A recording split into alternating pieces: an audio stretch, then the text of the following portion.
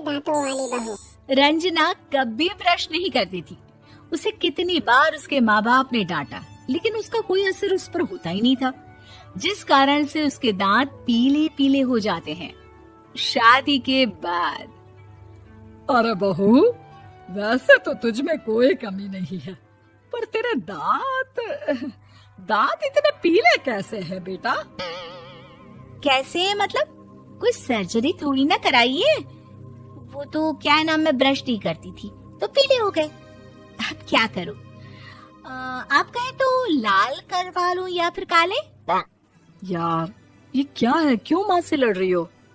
लड़ रही हूँ? अरे मैं लड़ रही हूँ या ये बोल रही है कि दांत पीले हैं, पीले। अरे तपस्या थोड़ी ना की है इन्हें पीले करने के लिए। बकायदा ब्रश नहीं किया है 20 साल तक, तब जाकर। छी, कैसी बात कर रही हो? ये उस वक्त तो पीले नहीं थे जब हम लोग तुम्हें देखने आए थे। अरे तब साफ करवा लिया होगा डेंटिस्ट के पास जाकर। अब देखो कैसे पीले पीले लग रहे हैं। रंजना सास की तरफ गुस्से से देखती है।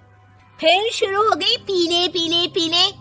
अरे पीले तो तब भी थे जब मेरे हाथ का रसगुल्ला उड़ा उड़ा कर खा रही थी और बोल रही थी, लड़की नहीं गुणों का खजाना दे रहे भाई साहब आप। अब वो लोग करते भी तो क्या करते हैं, पीले दांत वाली बहू जो पल्ले पड़ी थी, झेलना तो पड़ेगा ही। एक दिन कीर्तन में रंजना गाना गा रही थी। अरे कमला बहन, माँ का द्वार है, यहाँ तो सब शुद्ध होकर आते हैं, फिर अपनी बहू को ब्रश भी नहीं करवाती तुम। दूर से पीले पीले दांत भक्ति में बाधा उत्पन्न कर रहे हैं। अरे कोई 2 साल की बच्ची थोड़ी ना लेकर आई हूँ मैं बहू बनाकर। अच्छी खासी लड़की है, अरे कैसे करवाऊं ब्रश? ये तो उसे खुद करना चाहिए ना। अब माँ बाप तो इसके जैसे तैसे निपटा दिए, ये नहीं सोचा कि सास कैसे संभालेगी। सास बहू को लेकर घर आ जाती है, लेकिन सोच लेती है कि अब इसे लेकर कहीं नहीं जाएगी। अगले रोज बहू कहती है, अरे क्या हो गया, मंदिर नहीं जाना क्या? कीर्तन का वक्त हो रहा है। मेरी मधुर वाणी से कान्हा जी जागते हैं और सोते हैं। आप तो जानती है ना उनकी भक्ति में कितना मन लगता है मेरा। वो क्या है ना, तबीयत ठीक नहीं लग रही है मेरी, आराम करूंगी मैं। तबीयत ठीक नहीं लग रही? अभी तो मिथुन के गाने पर नाच रही थी आप, और अब बोल रही है कि तबीयत ठीक नहीं लग रही। अरे भक्ति में मन लगा लो सासू माँ, ऊपर जाना है, क्या मुंह दिखाओगी आप? हाँ? सास को बहू की बात पर गुस्सा आ जाता है। मैं क्या मुंह दिखाऊंगी, इसकी चिंता तो ना कर, समझी? अपने मुंह की चिंता कर, जो ये पीले पीले दांत लेकर हर जगह पहुंच जाती है। पता है लोग कितना मजाक बनाते हैं। ना जी ना, मैं नहीं जाना कहीं तेरे साथ। तो ये बात है, कोई ना, मत जाओ, मैं अपने कमरे में ही बैठकर भक्ति कर लूंगी। ऊपर वाला दांत थोड़ी ना देखता है, मन देखता है, भावना देखता है। और अरे बस बस, तू सब कुछ दिखा, बस ये सफेद चमकदार दांत ना दिखाना किसी को, है?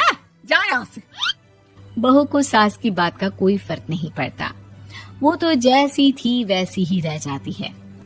सुबह नहाकर किचन में खाना बनाना, फिर खाना खाना, कीर्तन भजन करना और सो जाना।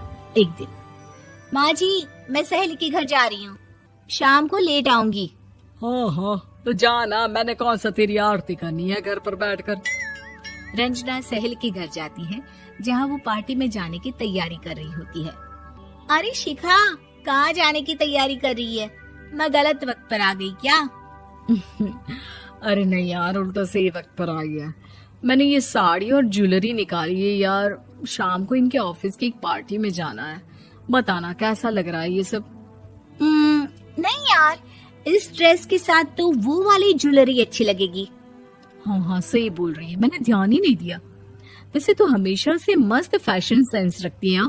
तो बड़ा जाती होगी ना पति के साथ पार्टी में। रंजना कुछ नहीं बोलती, बस सोचती है कि यार काश ये बात सही हो जाती, पर मैं क्यों नहीं जाती पार्टी में? क्या इन लोगों की कोई पार्टी होती नहीं होगी? रंजना घर आती है और रात में पति से सवाल करती है, एक बात बताइए, आप मुझे किसी पार्टी में क्यों नहीं ले जाते? क्या आपके यहाँ ऑफिस में पार्टी नहीं होती? पति बेचारा क्या कहता कि दांत पीले हैं तुम्हारे इसलिए। अरे कोई पार्टी तो मेरे यहाँ होती ही नहीं, तो कहाँ से लेके जाऊं तुम्हें? और मार्केट, मॉल, कहीं वीकेंड घूमना, कहीं तो। अरे यार, हफ्ते में तो एक ही छुट्टी मिलती है, सोचता हूँ आराम ही कर लूं।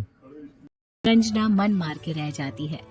पहले कभी सास के साथ मंदिर जाया करती थी, लेकिन वो भी सास ने ले जाना बंद कर दिया। घर बैठी बैठी रंजना बोर हो जाती है। तभी उसे आइडिया आता है और वो मायके जाने का सोचती है। सासू माँ, 2 दिनों के लिए मम्मी के घर जा रही हूँ। अच्छा अच्छा ठीक है, आराम से जा। और हाँ, माँ से कुछ अच्छी आदत सीख कर आना कि कैसे शरीर के हर भाग की तरह दांतों की सफाई भी जरूरी होती है, समझी? शुरू हो गई ना आप? वो लोग आपकी तरह नहीं है कि छोटी छोटी बात का बतंगड़ बना दे। उन लोगों के लिए मैं मायने रखती हूँ, ना कि मेरे पीले पीले दांत। रंजना माँ को बिना बताए उन लोगों को सरप्राइज देती है, लेकिन जैसे ही वो दरवाजे पर पहुँचती है, अंदर देखती है कि घर वाले कहीं जा रहे होते हैं। अब माँ, काश रंजना दीदी के दांतों वाली प्रॉब्लम नहीं होती तो वो भी चलती हम लोगों के साथ बुआ जी की लड़की की शादी में। हाँ बेटा, लेकिन अब उसे कौन समझाए कि उसको उसके पीले दांत नहीं दिखते, लेकिन उसके आसपास के लोगों को कितना एम्बैरेसिंग फील कराते हैं। मुझे तो कितनी बार उसके स्कूल की टीचर ने शिकायत की कि उसके साथ कोई लड़की बैठना भी नहीं चाहती, और ना ही कॉलेज में कोई उससे बात करना चाहता था। लेकिन पता नहीं क्यों उसे ये बात समझ में ही नहीं आती। कोई कमी नहीं है उस लड़की में, बस यही कि दांत पीले हैं। वो तो भला हो जीजा जी और उनकी माँ का, जो दीदी को जैसी है वैसे ही रखा हुआ है। रंजना को अपने घर वालों की बात सुनकर बहुत दुख होता है। वो सोचती है कि वो क्या करे, लेकिन फिर वो सीधा डेंटिस्ट के पास जाती है, अपने दांत चमकाती है और कसम खाती है कि वो रोज ब्रश करेगी। अरे क्या हो गया? तुम तो 2 दिनों के लिए गई थी ना, पर कोई ना, अच्छा है, चलो आ गई तो। रंजना सास के सामने आकर खड़ी हो जाती है और पूरी स्माइल करती है, उसके चमकदार दांतों को दिखाती हुई। हैं?